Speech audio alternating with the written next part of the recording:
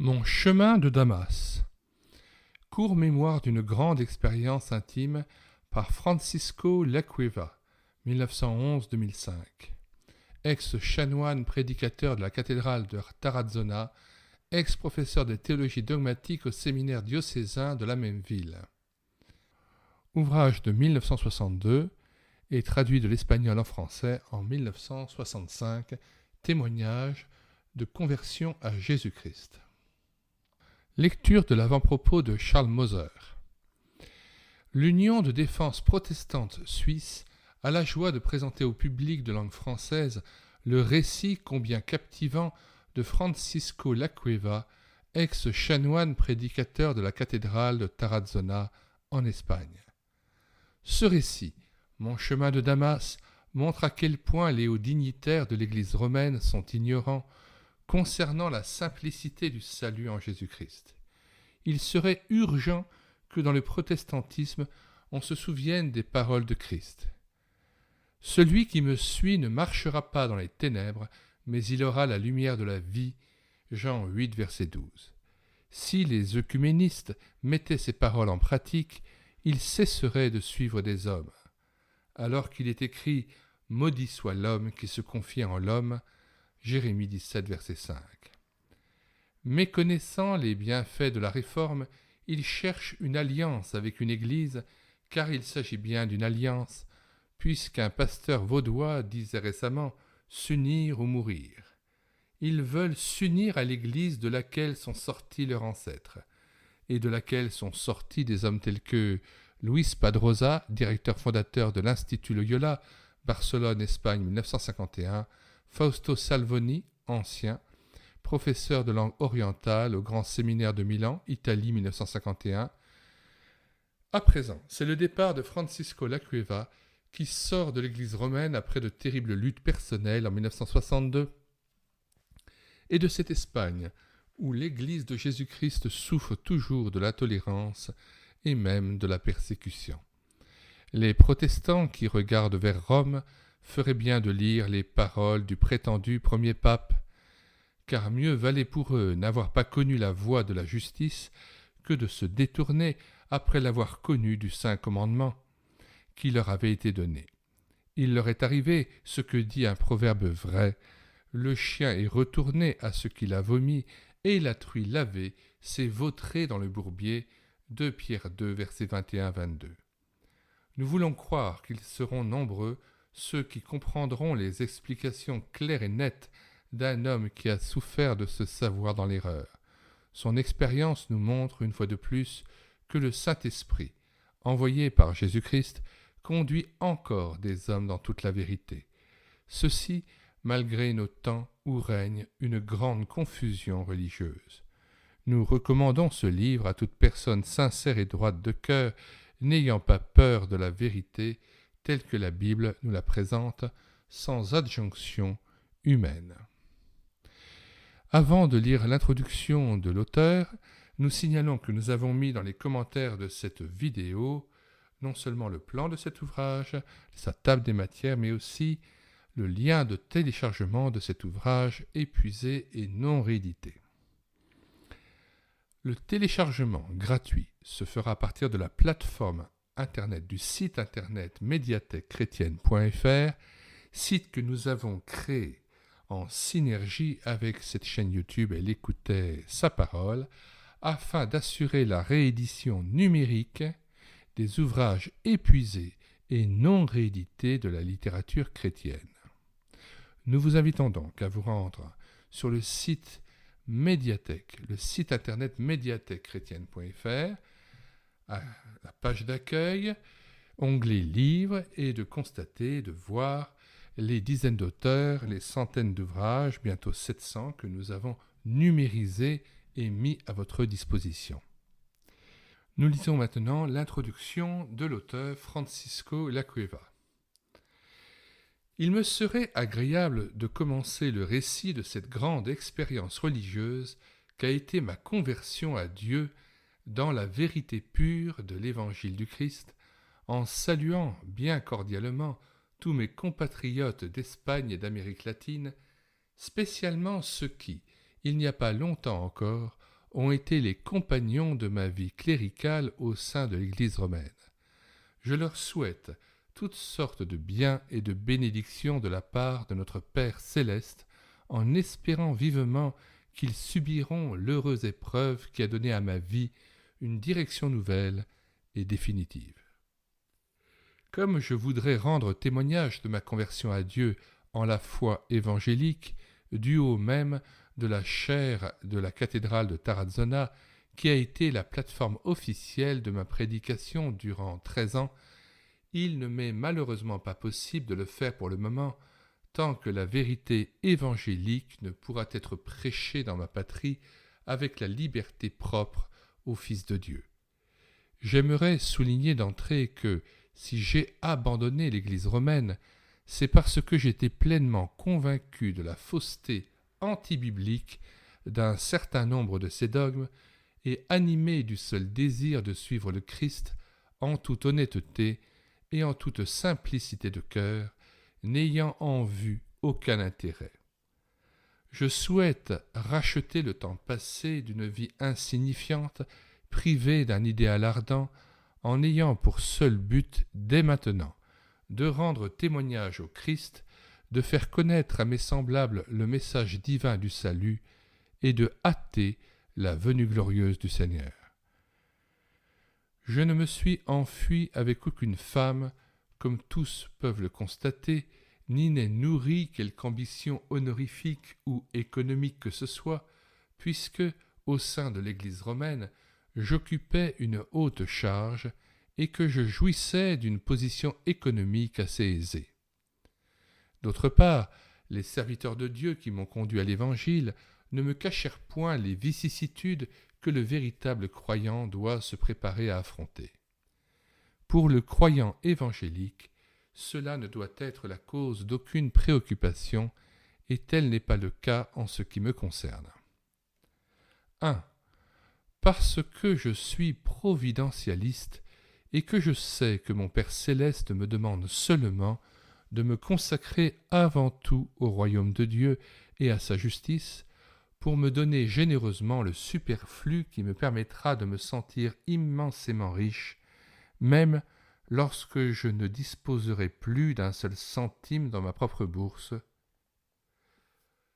entre guillemets, comme celui qui n'a rien et possède tout. 2. Parce que j'ai eu le privilège d'adhérer à l'Église évangélique qui persévère dans la pureté même de la chrétienté primitive dans laquelle, selon les Actes des Apôtres, chapitre 2, versets 44 à 45, chapitre 4, verset 32, la charité de tous pourvoyait aux besoins des moins favorisés. Je peux déjà rendre un hommage ému à la générosité spontanée de mes nouveaux frères et sœurs en Christ. J'invite celui qui, de bonne foi, me prend pour un égaré, entre guillemets, à prier pour moi, et je lui promets en retour d'élever mes prières pour lui, ainsi que pour tous mes autres frères restés enchaînés dans les fausses doctrines du romanisme. Je recommande néanmoins à celui qui me taxe d'apostat, entre guillemets, ou d'hérétique, pour avoir recherché sincèrement la pureté de l'Évangile en dehors de Rome, d'attendre patiemment la prochaine venue glorieuse du Seigneur, devant le tribunal duquel nous sommes tous cités. On ne peut pas oublier le fait que les représentants de l'observance officielle, entre guillemets, de la religion juive, injurièrent saint Paul de l'infâme qualificatif de, entre guillemets, cette peste d'homme, en le présentant au procureur romain. La réponse de Paul doit nous servir d'avertissement et de prédication. Je t'avoue bien que je sers le Dieu de mes pères selon la voie qu'ils appellent une secte, croyant tout ce qui est écrit dans la loi et dans les prophètes. Actes des Apôtres, chapitre 24, versets 5 et 14. Ainsi, nous pouvons voir comment, par un chemin, entre guillemets, officiellement faux, Paul rejoignait l'unique voie juste, orthodoxe, entre guillemets, que le fil conducteur du message de salut tendait de la loi et des prophètes au Christ mort et ressuscité. De même, les dignitaires du romanisme donnèrent le nom d'apostats et d'hérétiques à tous ceux qui, rejetant la mystification dans la doctrine, ainsi que la mondanité païenne dans le culte et la vie pratique du chrétien, ont cherché à travers les siècles le vrai chemin de la parole de Dieu. Mes chers frères, je ne cherche ni querelle, ni à faire de la polémique. Ceci n'est point un traité d'apologétique, mais bien le récit de mes expériences intimes. De plus, je suis prêt, comme Paul, à être anathème entre guillemets pour ceux qui, il n'y a pas longtemps, ont été mes co-religionnaires dans l'Église romaine. Je n'ai pas le moindre ressentiment contre qui que ce soit, mais une grande reconnaissance envers le Seigneur. Je désire seulement que tous ouvrent les yeux à la lumière, que tous les croyants s'unissent, mais dans la foi véritable et dans l'amour du Christ. Soyez convaincus que la Sainte Bible est la seule pierre de touche pour comprendre une doctrine qui s'appelle chrétienne. Lisez attentivement, méditez longuement, étudiez à fond la parole de Dieu en priant avec ferveur le Saint-Esprit qui l'a inspiré. Lisez les ouvrages et les commentaires évangéliques sans mystification ni préjugés dogmatiques. Ne craignez point les vains anathèmes des hommes. Craignez plutôt l'anathème de Dieu, promulgué solennellement et maintes fois par Paul dans les Galates chapitre 1 versets 8 à 9. Mais quand nous-mêmes, quand un ange du ciel annoncerait un autre évangile que celui que nous vous avons prêché, qu'il soit anathème. Nous l'avons dit précédemment, et je le répète à cette heure, si quelqu'un vous annonce un autre évangile que celui que vous avez reçu, qu'il soit anathème. Peut-on croire honnêtement, impartialement, que bien des dogmes principaux du romanisme, comme ceux du sacrifice de la messe, de la confession auriculaire obligatoire faite au pied d'un homme, de l'échafaudage arbitraire des doctrines mariales, enrichi, entre guillemets, constamment de dogmes nouveaux et téméraires, et surtout de l'absolue infaillibilité du pape de Rome, ne sont pas totalement contraires aux enseignements de Paul tout au long de ses épîtres. Si quelqu'un, honnêtement, ne le comprend pas de cette façon, qu'il continue à lire ces brèves pages. Je lui recommande vivement aussi la lecture des ouvrages que j'indiquerai plus loin.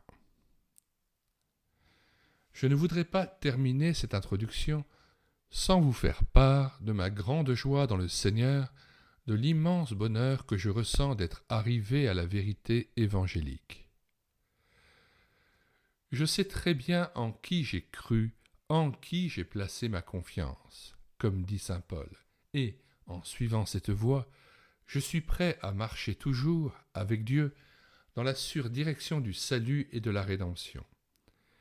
Il vaut bien la peine de risquer dans cette merveilleuse aventure la vie et la mort, le présent et l'avenir temporel, de jouer en un mot l'existence par la carte sûre de l'évangile du Christ. J'ai dit dans la sûre direction du salut, parce que dans l'Église évangélique, selon la Bible, il n'y a pas les doutes et les hésitations qui, en ce qui concerne le salut, tourmentent les catholiques romains. Il existe une thèse dans la dogmatique romaniste affirmant que personne, sans une révélation spéciale, ne peut être certain d'être dans la grâce de Dieu. D'autre part, le fantôme du purgatoire est suffisant pour inquiéter les âmes les plus pieuses. Mes frères, notamment vous qui avez été mes compagnons de chapitre et d'enseignement, et vous tous mes amis, ne vous laissez point tromper par ces fausses doctrines. Il est en effet clairement indiqué dans la Sainte Bible que nous pouvons et devons être sûrs de notre salut si nous croyons réellement en Christ.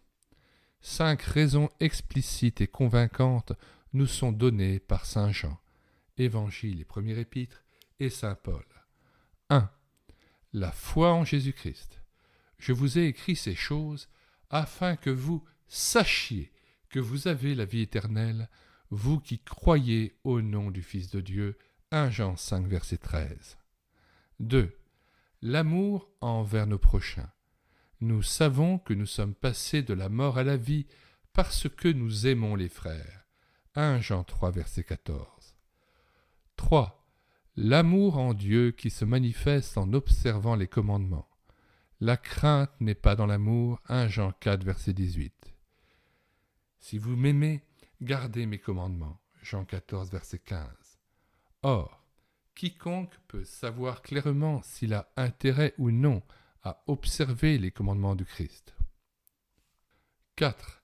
Notre amour en Dieu provoque une réponse immédiate dans son cœur divin et lui-même vient demeurer en nous par son esprit.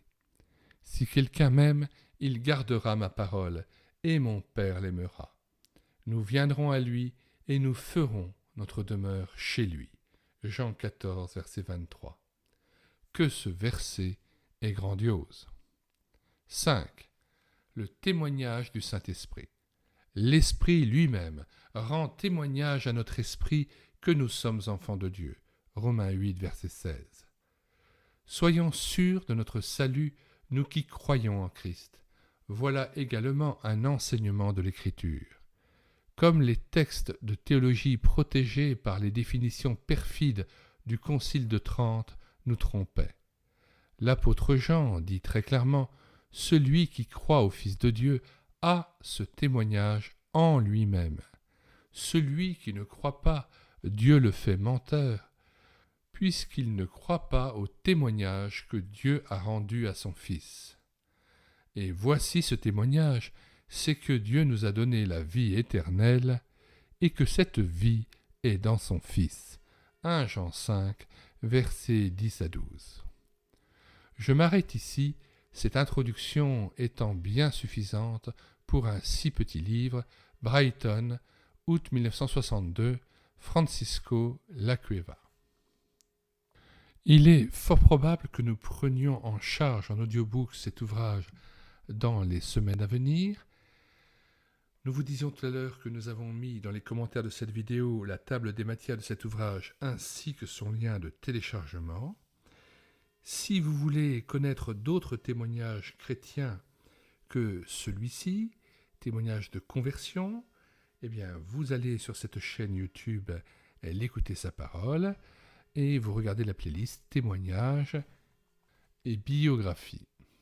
Si vous voulez connaître les ouvrages que nous numérisons régulièrement et que nous présentons sur cette chaîne YouTube, l'écouter sa parole, les différents audiobooks que nous prenons en charge et les nombreux cantiques que nous mettons en parole pour la louange de Dieu, eh bien abonnez-vous à cette chaîne YouTube et l'écoutez sa parole. Nous vous disons au revoir et à bientôt.